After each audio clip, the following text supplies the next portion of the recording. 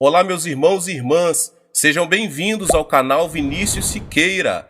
E se você ainda não é inscrito aqui no canal, se inscreva aqui no canal e não esqueça de ativar o sininho das notificações. Todos os dias são postados vídeos abençoados aqui no canal para te abençoar. Vamos a mais uma palavra do Senhor. Não sou o único a entender que a cura faz parte da morte redentora de Jesus Cristo. Muitos pastores e professores de Bíblia, cheios de espiritualidade, têm conhecimento dessa verdade e a ensinam. O doutor R.A. Torrey, que conheço muito bem, disse o seguinte em sua obra Cura Divina: a morte expiatória de Jesus Cristo assegurou-nos não apenas a cura física, mas também a ressurreição, o aperfeiçoamento e a glorificação de nosso corpo. O Evangelho de Cristo traz salvação, tanto para o corpo quanto para a alma. Assim como o crente colhe as primícias de sua salvação espiritual nesta vida aqui, ele também obtém as primícias da salvação física nesta vida. Os crentes, sejam eles presbíteros ou não, têm o privilégio e o dever de orar uns pelos outros em caso de doença, com a expectativa de que Deus vai ouvir-nos e curar-nos. O doutor R.E. Stanton, antigo presidente do Supremo Concílio da Igreja Presbiteriana, disse o seguinte em seu livro Evangelhos Sinóticos: é a minha intenção mostrar que a expiação de Cristo lançou os alicerces igualmente para a libertação do pecado e a libertação das doenças. Creio que se fez provisão completa para ambas as libertações, que no exercício da fé, sob as condições prescritas, as razões pelas quais cremos que o corpo pode ser liberto das doenças são as mesmas razões porque a alma pode ser liberta do pecado. Em suma, que as raízes de nossa dupla libertação ficam-se no mesmo solo e que é necessário incluir ambas para formarmos o verdadeiro conceito do que o Evangelho oferece à humanidade. O sacrifício expiador de Cristo atende às necessidades físicas, bem como às necessidades espirituais da raça. A cura do corpo não é, portanto, um detalhe de menor importância, como o querem alguns. Tampouco a cura da alma é outro detalhe de menor importância. São as duas faces da mesma moeda, as duas partes do mesmo evangelho, baseadas de modo igual numa grandiosa expiação. A comissão de pesquisa sobre a cura divina, chefiada pelo bispo Hesse, da Igreja Anglicana, fez a seguinte declaração pública a respeito da cura divina depois de um longo período de pesquisas. A cura do corpo é elemento essencial do Evangelho, devendo ser pregado e praticado. Deus deseja que tenhamos saúde, que a Igreja, o corpo de Cristo, tenha a mesma comissão e o mesmo poder de Jesus Cristo, a cabeça da Igreja. Tendo a verdadeira compreensão do amor de Deus, os crentes devem pregar o Evangelho integral ao mundo. As pessoas estão sofrendo por causa do pecado e das doenças. As pessoas devem ser libertas do pecado e de suas consequências, as doenças. Esta conclusão foi alcançada pela comissão, composta de muitos teólogos, depois de 3 anos de estudo intenso e profundo da Palavra de Deus. O doutor A. B. Simpson também escreveu um capítulo que trata do princípio da cura divina em sua obra, O Evangelho Divino da Cura, que diz o seguinte: se as doenças são o resultado da queda humana, é lógico que a cura das doenças deve estar incluída na graça que cobre a expiação.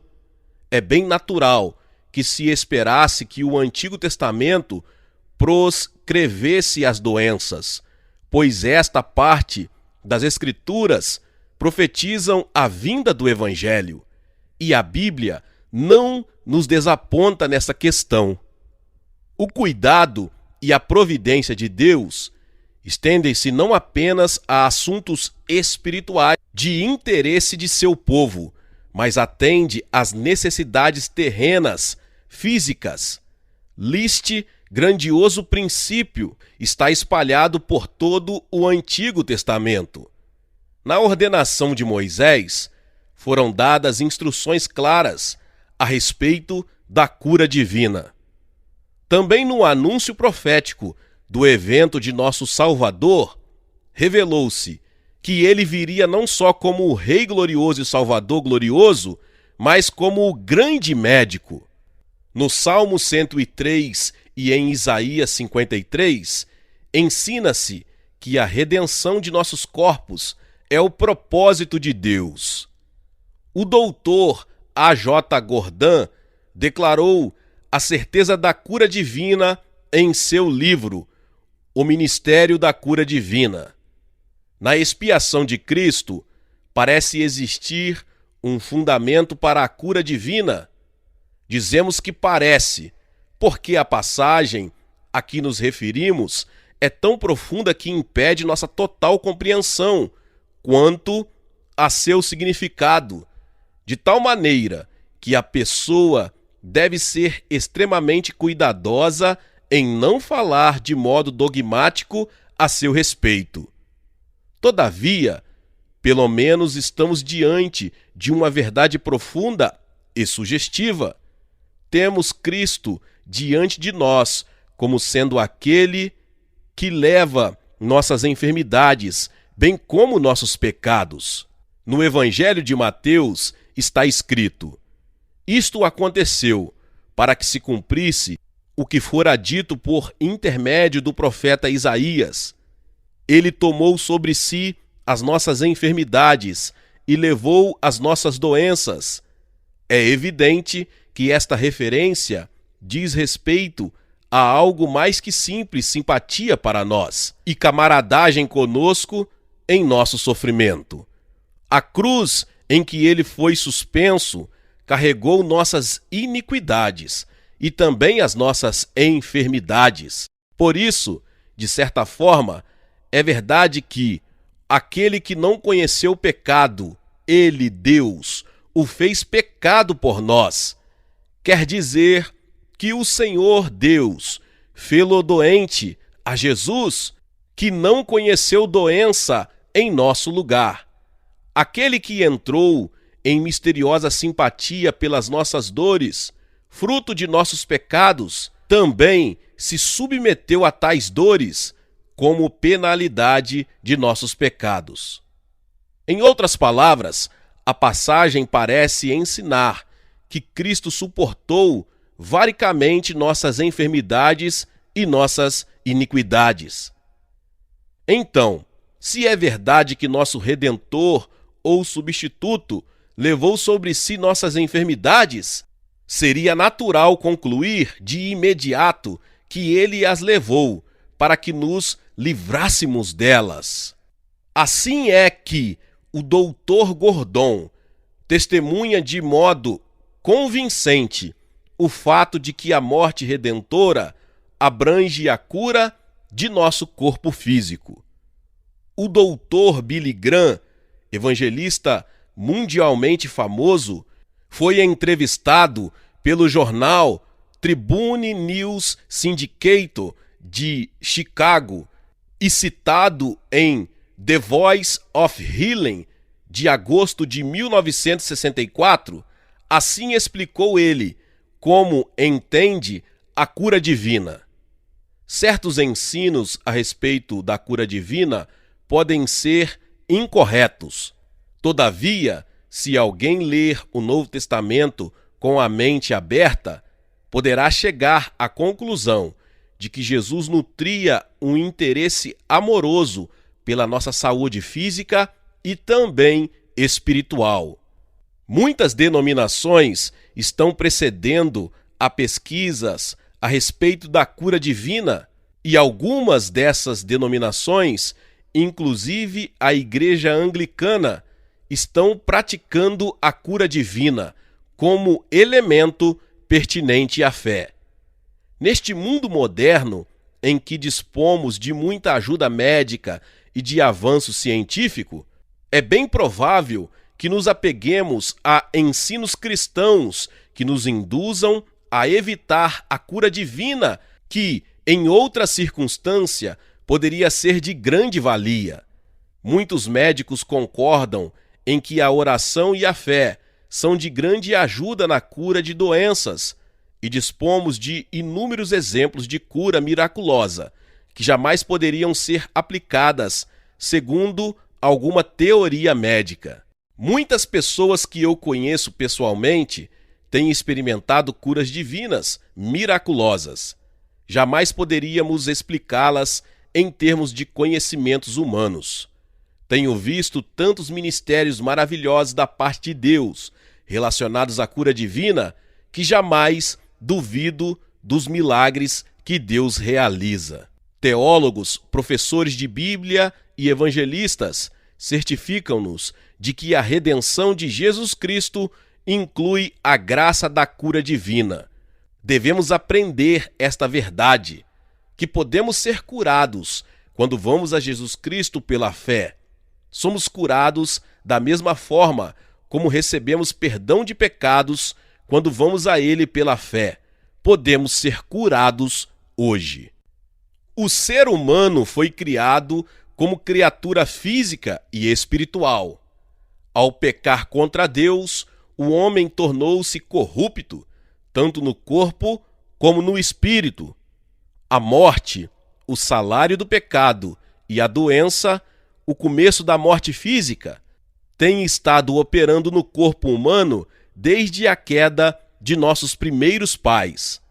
O pecado também resultou em o espírito do homem perder a comunhão com Deus.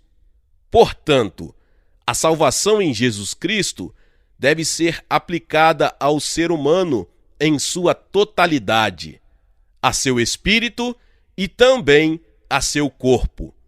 A redenção de Jesus inclui não apenas a regeneração do espírito do homem, mas também a de seu corpo.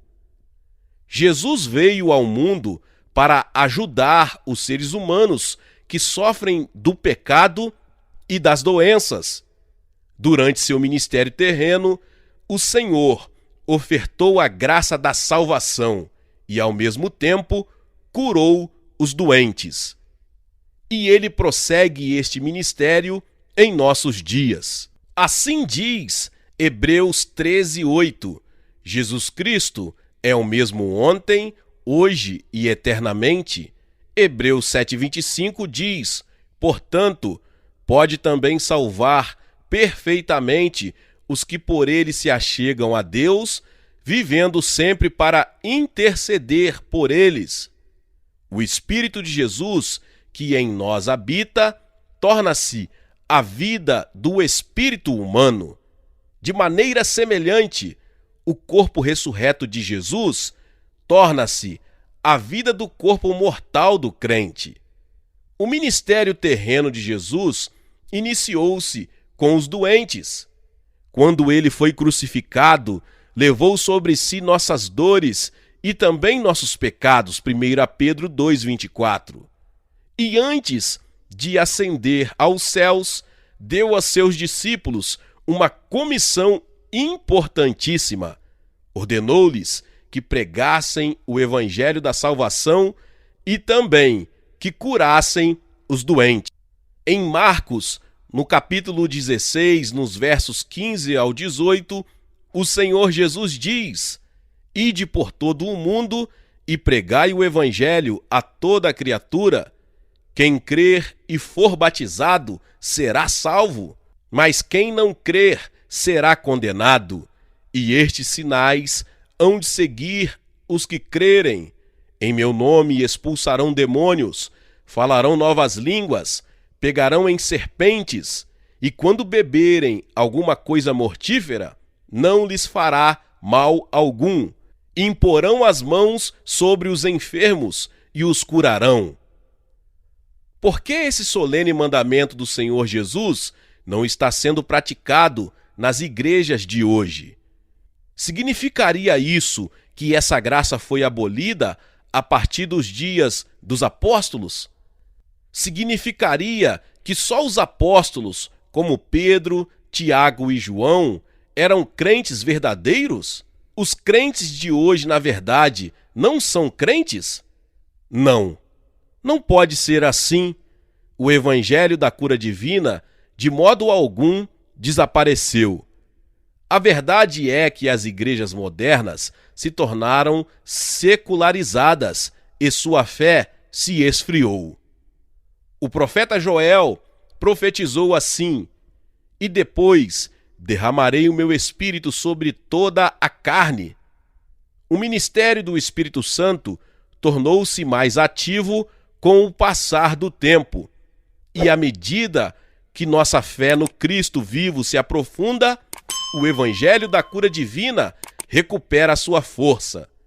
Muitas pessoas em nossos dias têm experimentado a cura física miraculosa, bem como a gloriosa salvação espiritual. À medida que a graça da cura divina é restaurada dentro da igreja, torna-se sumamente importante que tenhamos uma compreensão clara e acurada da cura divina, com base na palavra de Deus. Nossa fé cristã jamais deve basear-se em outro alicerce qualquer que não seja o do Evangelho de Jesus Cristo. Romanos 5,12 diz: como por um homem entrou o pecado no mundo, e pelo pecado a morte, assim também a morte passou a todos os homens, porque todos pecaram. Este versículo ensina com clareza que a morte entrou no mundo mediante o pecado. Quando consideramos o fato de que a doença é o começo da morte física, percebemos que a doença é também o resultado do pecado. Na verdade, a raiz de todas as doenças é o pecado. Jesus morreu para redimir a humanidade de todo o pecado. Portanto, é muito natural que a cura das enfermidades seja incluída na redenção que Jesus nos trouxe. Durante seu ministério terreno, Jesus andou operando boas obras e curando todos os oprimidos do diabo. Atos 10:38. Hoje, se estivermos doentes, com uma enfermidade incurável, a quem recorreremos, senão ao Filho de Deus, Jesus Cristo? Se estivermos sofrendo por causa de uma doença séria que os médicos não possam curar por métodos humanos, no fim morreremos, a menos que o poder de Deus nos livre desse mal. Os maiores médicos e os mais excelentes remédios não conseguem curar doenças por si mesmos. Só conseguem ajudar o poder inerente de autocura que está dentro do ser humano. Mas quando nossos corpos mortais recebem a graça do Espírito Santo, podemos recuperar a saúde. Romanos 8:11. Assim escreveu o apóstolo Tiago. Tiago 5,16. Portanto, confessai os vossos pecados uns aos outros e orai uns pelos outros para serdes curados. O pecado é a porta para a morte. Ele bloqueia o ministério do Espírito Santo e capacita as forças mortíferas a entrarem em ação. Visto que a doença é maldição imposta à humanidade, trazida pelo pecado, sua cura pode ser incluída na redenção promovida por Jesus. Quem pode livrar-nos das doenças provocadas pelo pecado, senão o próprio Deus? Como podemos livrar-nos da maldição do pecado, senão pela graça que provém da cruz? A doença é uma das punições sobre o corpo humano, que sobrevém por causa da transgressão de Adão. Mas Jesus levou sobre si mesmo a punição de todos os pecados. Por isso, mediante a fé em Jesus Cristo, que apagou todos os nossos pecados, livremo-nos da escravidão das doenças.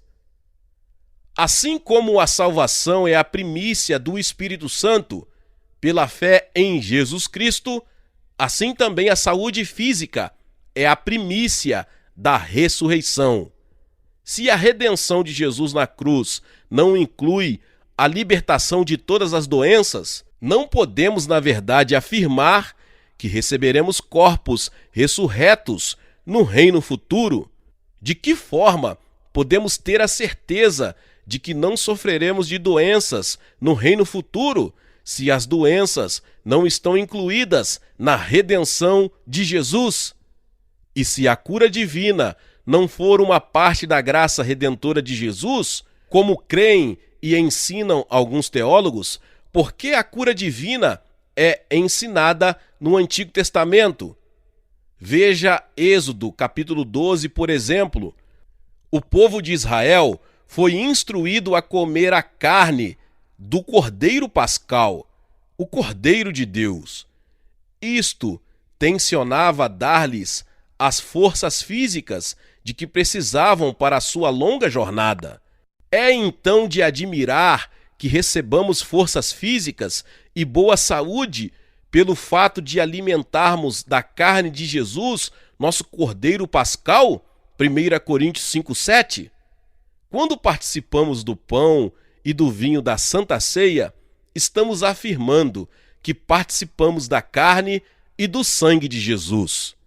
O sangue de Jesus nos redime do pecado. Seu corpo moído redimiu-nos da doença. Diz a Bíblia: pelas suas feridas fostes sarados, 1 Pedro 2,24. Quando participamos da Santa Ceia, nosso espírito recebe a santificação de Deus e nossa carne recebe a vida de Jesus. Disse Paulo, levando sempre por toda parte o morrer do Senhor Jesus no nosso corpo, para que a vida de Jesus se manifeste também em nossos corpos. 2 Coríntios 4,10.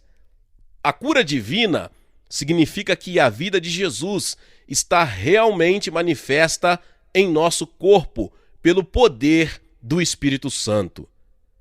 Jesus estava referindo-se ao jubileu do Antigo Testamento quando disse, em Lucas 4,19, e anunciar o ano aceitável do Senhor.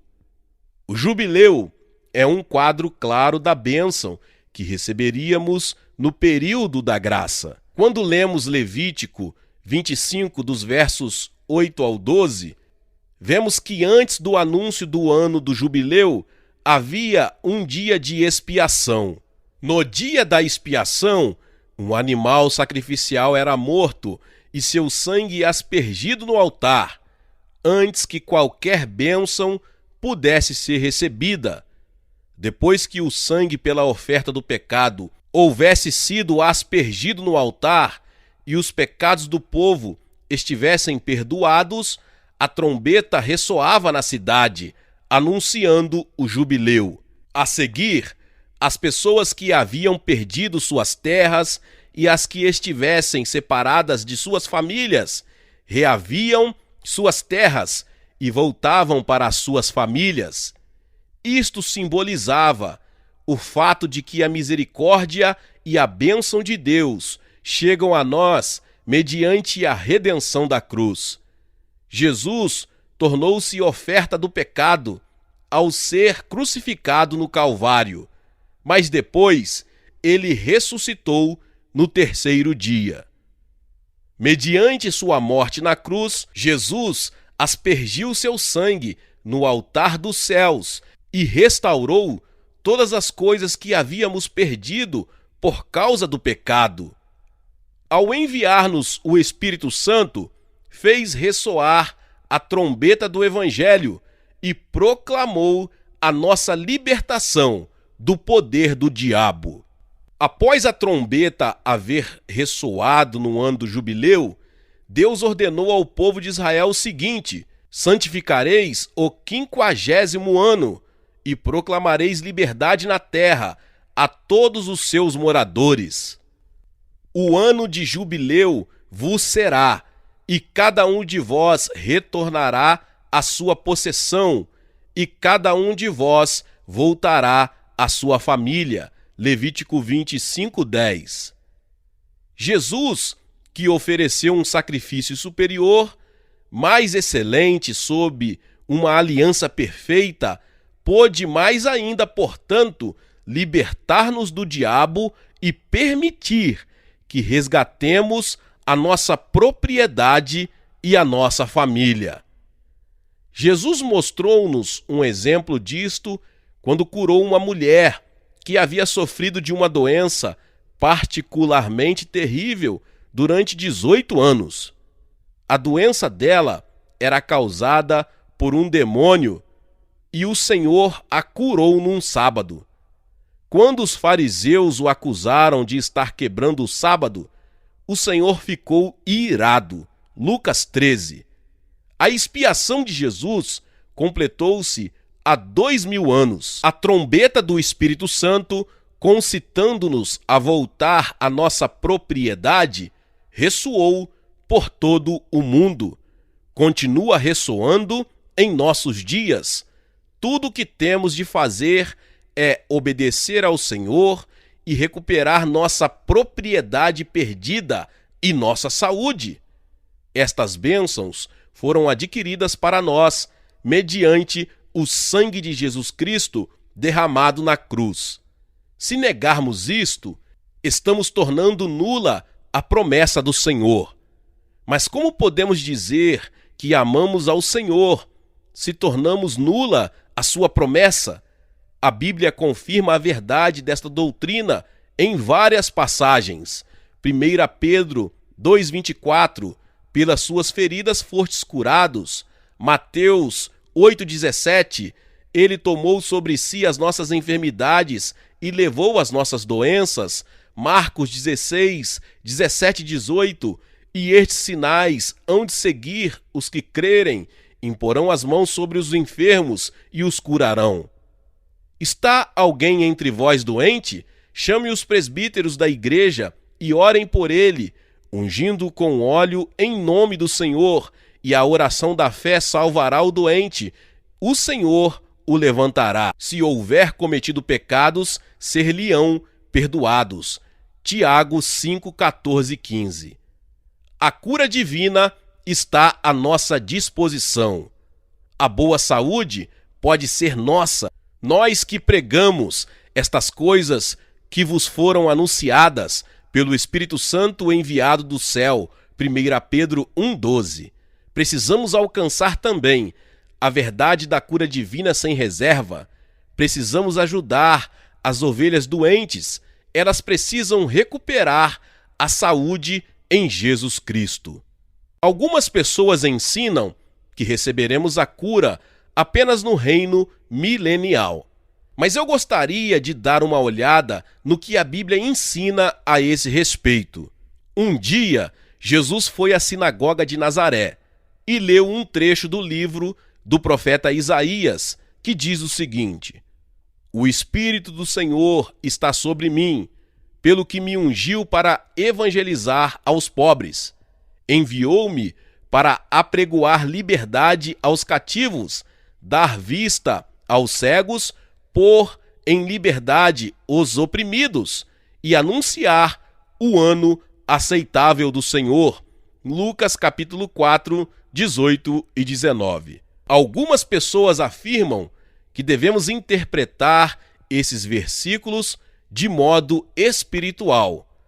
argumentam que precisamos espiritualizar esta passagem da Escritura. Mas se olharmos cuidadosamente a vida de Cristo, não podemos negar o fato de que estas coisas aconteceram de modo histórico. Jesus libertou as pessoas que estavam oprimidas pelos demônios. Um exemplo disso foi o homem de Gadara, possesso de um demônio chamado Legião. O Senhor também deu compreensão espiritual aos cegos espirituais, mas deu visão física aos que estavam fisicamente cegos. Um exemplo disso nós o temos na cura do cego Bartimeu, que também era mendigo. Que significa apregoar liberdade aos cativos? Pedro testemunhou para a casa de Cornélio, que estava ansiosa por ouvir a mensagem. Como Deus ungiu a Jesus de Nazaré com o Espírito Santo e com poder, o qual andou fazendo o bem e curando a todos os oprimidos do diabo, porque Deus era com ele. Atos 10:38. Apregoar liberdade aos cativos significa libertar as pessoas da opressão do diabo. Jesus libertava as pessoas que estavam sofrendo opressão demoníaca. Depois de citar a passagem de Isaías, a multidão reunida na sinagoga disse Jesus: "Hoje se cumpriu esta escritura em vossos ouvidos." Jesus não disse que o que ele acabara de ler ocorreria no reino milenial. Ele disse que hoje se cumpriu esta escritura em vossos ouvidos. Quem no mundo ousaria mudar o que Jesus disse? Quem é tão ousado a ponto de dizer que Jesus tinha em mente amanhã, quando de fato ele disse hoje? Hoje, na palavra do Senhor, refere-se ao período da graça em que estamos vivendo. O ano aceitável da graça está sendo proclamado. Glória a Deus, que você possa receber a sua cura, que você possa receber perdão dos pecados. Glórias ao nome do Senhor Jesus. Talvez você chegou aqui pela primeira vez e ainda não é inscrito aqui no canal. Se inscreva aqui no canal e ative o sininho das notificações. Todos os dias são postados vídeos abençoados aqui no canal para te abençoar. Deixe também o seu like e não se esqueça de compartilhar esta palavra com mais pessoas. Meus irmãos e irmãs, nos vemos nos próximos vídeos. Amém.